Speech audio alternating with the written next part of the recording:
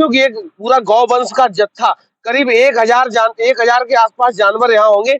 और जानवरों की बात इसलिए कर रहा हूँ कि आप देख सकते हो कि जब यही जानवर किसी के खेत में, ये अभी दिन का समय है तो यहाँ इकट्ठे हुए हैं, जब शाम का समय होगा तो ये किसी के खेत में भी जा सकते हैं। कैमरामैन से कहूंगा कि जानवरों की तरफ एक बार दिखाने का प्रयास करें। ये पूरा झुंड खड़ा हुआ है, और झुंड की बात इसलिए कर रहा हूँ कि ये किसान अपनी मेहनत मजदूरी करके अपनी फसल को तैयार करता है, और ये एक बार में ही इतना पूरा झुंड जब घुसता है तो पूरी फसल को चट कर जाते हैं। सरकारें दावा करती हैं, 2022 का जब विधानसभा चुनाव था तो सरकार ने बहुत बड़े-बड़े वादे किए थे, और आवारा जानवरों का, छुट्टा जानवरों का बहुत ज्यादा मुद्दा उठा था।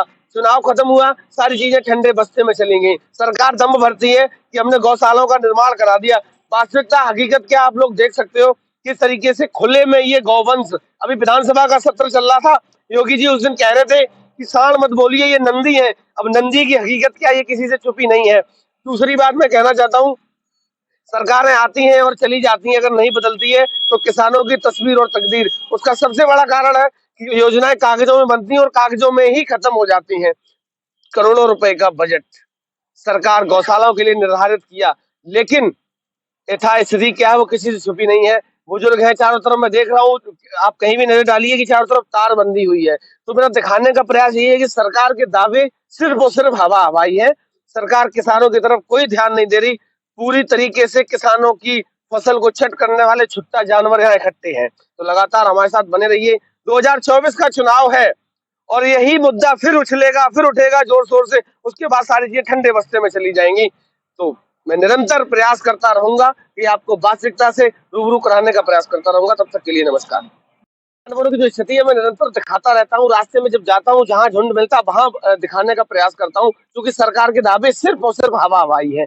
भाई साहब ने देखा, मैं यहाँ खबर को कवरेज कर रहा था, इनको दिखाने का प्रयास कर रहा था, बहुत दूर से भागते हुए आगे बात कर लेता हूँ कि वास्तविकता हकीकत क्या नाम है। मेरा नाम देवेश कुमार दीक्षित है, मैं भी आर्मी में हूँ।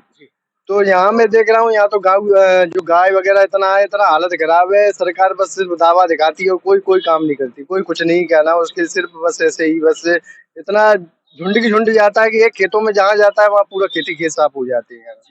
बड़ा परेशानी चल रही है। और बता रहे गौशाला खोल रखी, पता नहीं गौशाला के नाम से तो बस ऐसी धब्बा चल रहा है, कहीं गौशाला नहीं, कहीं कुछ नहीं। पंडित जी, 2022 का जब चुनाव था तो आवारा जानवरों का मुद्दा बहुत जोर शोर से उठा था और बहुत ढिंढोरा पीटा गया था कि हमने सारी व्यवस्थाएं कर दी, गौशालाएं बनाई दी।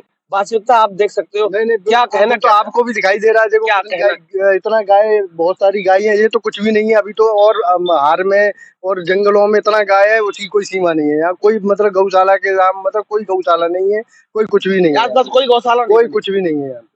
अच्छा एक चीज बताओ, किस सरकारें आती हैं और चली जाती, किसानों की तस्वीर और तकदीर क्यों नहीं बदलती? अभी ये तो बस सरकारी जाने क्या हो रहा है, क्या ना, बस वोट मांगने के उस टाइम पे आएंगे, उस टाइम पे बड़ी बड़ी वादे करके चले जाएंगे, कोई कुछ नहीं है, क्या ना।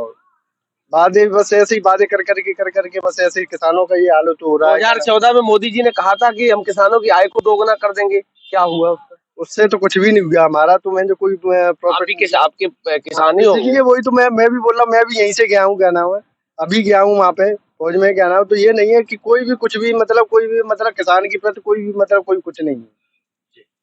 क्या लगता है 24 का चुनाव फिर आ गया, किससे उम्मीद करी जाए, इस देश को कौन बदल सकता है? अभी तो खैर क्या ना, किसके ऊपर उम्मीद करे, सब ऐसे ही जो पार्टी आती है वो वादे करके चली जाती है। कोई वो उनके लिए मतलब जब तक जीत नहीं जाते तब तक कुछ करता नहीं, और जीतने के बाद भी कोई कुछ नहीं करता। ये हालत है, क्या लगता, क्या 24 में क्या होगा? अब 24 में तो वो तो समय बताएगा, जनता का रुख बताएगा क्या होता है। आप क्या चाहते हैं, आपके अनुसार क्या होना चाहिए? मोदी को चाहते हैं, वैसे मोदी भी सही काम कर रहा है, ऐसी बात नहीं, क्या नाम। आय दोगुनी हो गई, आय तो कुछ भी नहीं हुआ, क्या नाम। फिर मोदी को क्यों चाहते ये बताओ? क्या करें, क्या नाम, तो और कौन किसको दें वोट, क्या नाम। और कोई है ही नहीं इस देश में, कोई नेता ही नहीं है। मोदी से पहले भी ये देश था और लोकतंत्र पहले भी था। तो फिर मतलब आप ये तर्क कौन सा है कि मोदी के सिवा कोई नहीं है? नहीं, वो तो बात ऐसा क्यों सोचते हो? नहीं, सोचते तो कुछ नहीं, वैसे ठीक है, क्या नाम है, अपना मोदी भी ठीक है और अपना कांग्रेस भी ठीक है। हमारे लिए तो दोनों ही बराबर है, क्या नाम, ऐसा कुछ नहीं है। अच्छा, मोदी जी के 5 काम बता। अब काम तो मेरे को तो इतना, मैं तो यहाँ पे रहा नहीं, कहीं भी रहे ना, आर्मी में हो ना, आर्मी के लिए बताओ 5 काम। हमारे लिए तो उसने 370 धारा है, और मैंने बड़ी कश्मीर में पोस्टेड हो? हाँ, कश्मीर में पोस्टेड हूँ। 370 धारा का आपको क्या बेनिफिट ये था कि पहले जो वहाँ पे पत्र वगैरह जो चलते थे, और पहले हमारा गोली वगैरह का आदेश नहीं होता था।